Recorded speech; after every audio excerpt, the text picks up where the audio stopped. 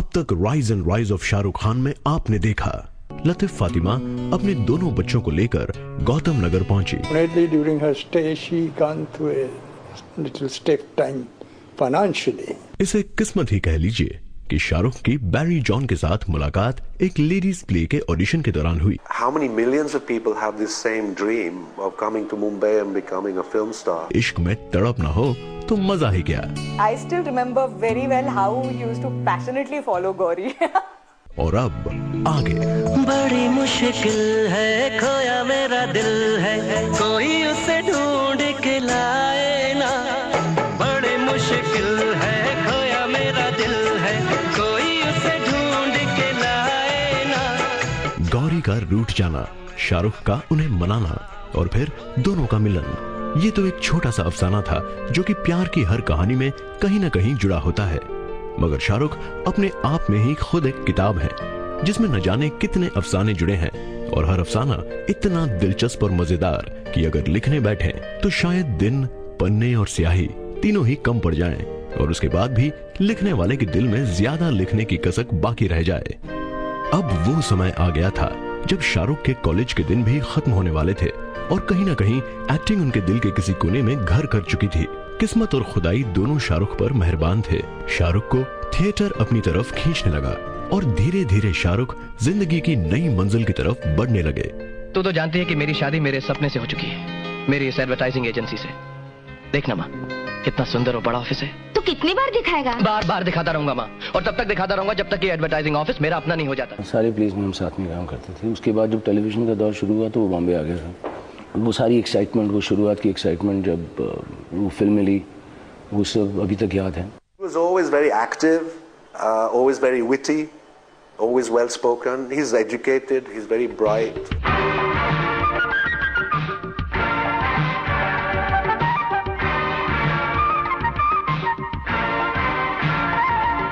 शाहरुख के लिए स्टेज एक नया मैदान था जहां वो अकेले और नए थे।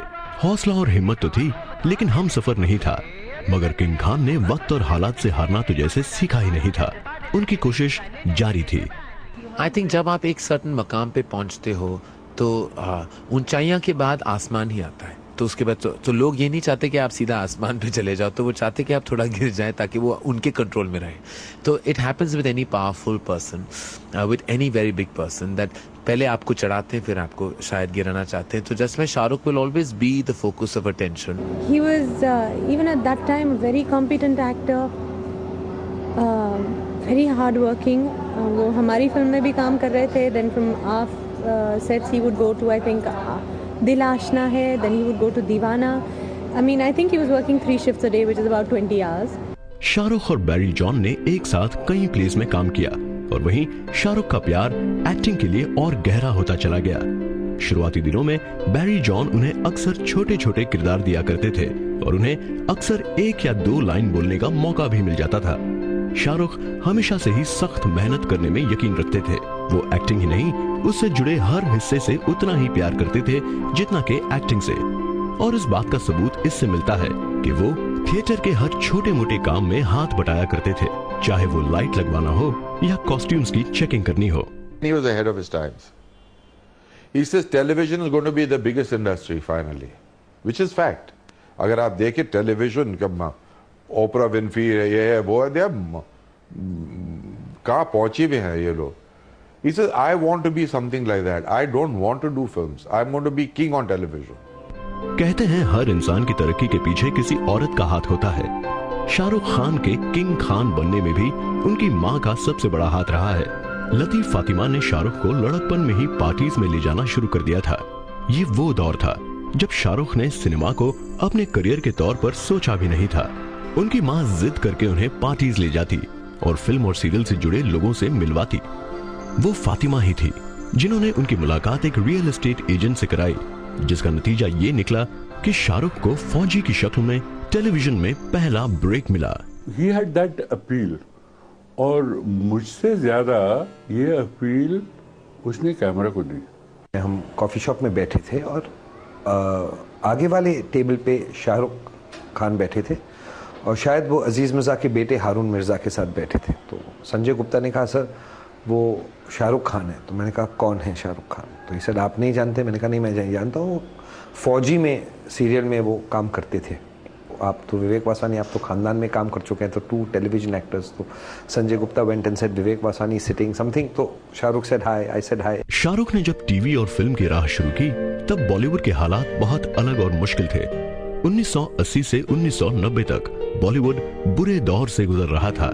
बड़े बड़े सितारों की फिल्में एक के बाद एक फ्लॉप हो रही थी और ऐसा लगने लगा था जैसे कि दर्शक भी एक ही तरह का सिनेमा देखकर ऊब चुके हों। फिल्म प्रोड्यूसर नए चेहरे पर पैसा लगाने की सोच भी नहीं सकते थे और जिसका फिल्मी बैकग्राउंड ना हो उसका तो फिल्म में काम करना जैसे पत्थर से पानी निकालने जैसा था। टेलीविजन ने उस वक्त इतनी तरक्की नहीं की थी और शायद इसी वजह से छोटे पर्दे पर एंट्री लेना थोड़ा आसान था।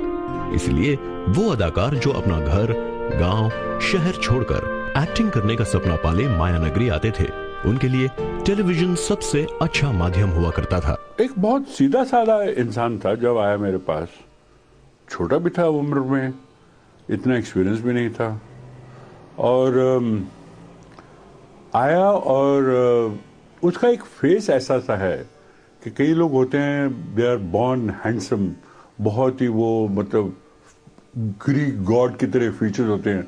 कई होते हैं कि उनके फीचर्स नहीं है ऐसे इतने का, लेकिन लाइकेबल है, पर्सनैलिटी लाइकेबल है, पर्सनैलिटी प्लीजिंग है। वो पर्सनैलिटी जब देखते हैं तो दिल करता है यार I want to know this guy more, और ही इज नाइस, अच्छा है यार, इससे दोस्ती करने का दिल कर रहा है। इसी दौर में कर्नल कपूर फौजी सीरियल बना रहे थे। रोज कई अदाकार उस सीरियल में एक्टिंग करने के ख्वाब लेकर कर्नल के पास आते थे। उन्हीं में से एक थे शाहरुख। इस सीरियल में शाहरुख को काम तो मिल गया, मगर इसके लिए उन्हें काफी पापड़ बेलने पड़े थे। यहाँ तक कि जो बाल उन्हें सबसे ज्यादा प्यारे थे, शाहरुख को उससे भी हाथ धोना पड़ा।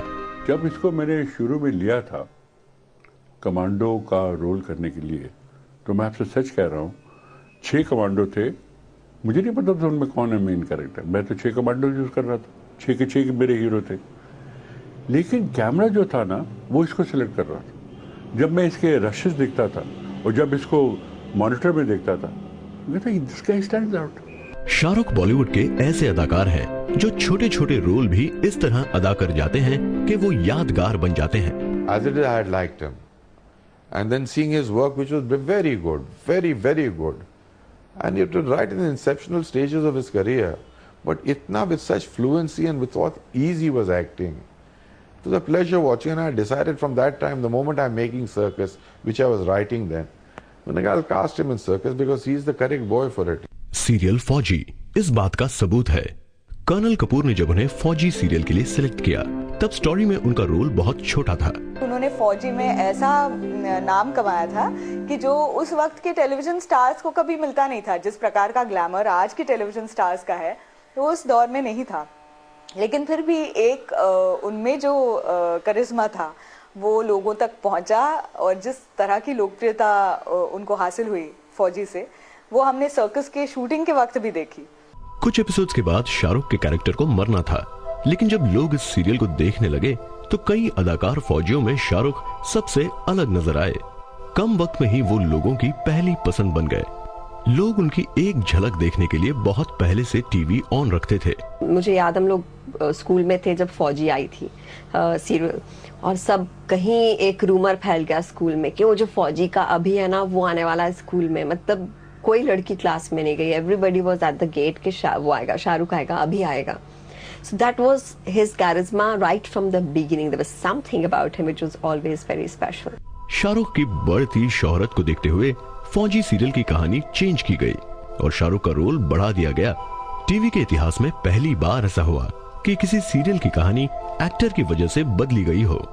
Somehow कैमरा उसे बहुत पसंद करता था, और ये आहिस्ते आहिस्ते जब मैंने देखी 1 एपिसोड, 2 एपिसोड, 3 एपिसोड, फिर मुझे यकीन हो गया, दिल में विश्वास हो गया कि ये शायद मेन कैरेक्टर जो मैं इन्हीं में से किसी एक को आगे वो मिशन पे भेजना चाहता था as a person in charge, मैंने कहा यही शूट करेगा। He was really as energetic as at that time as he is today, and as enthusiastic about his work. He was really all there. He was like, he was really a man possessed about acting on the sets. और इसके बाद एक के बाद एक कई serials के offer Shahrukh के पास आने लगे। The rise and rise of Shahrukh Khan में आगे देखेंगे शाहरुख खान की जिंदगी के उतार चढ़ाव को।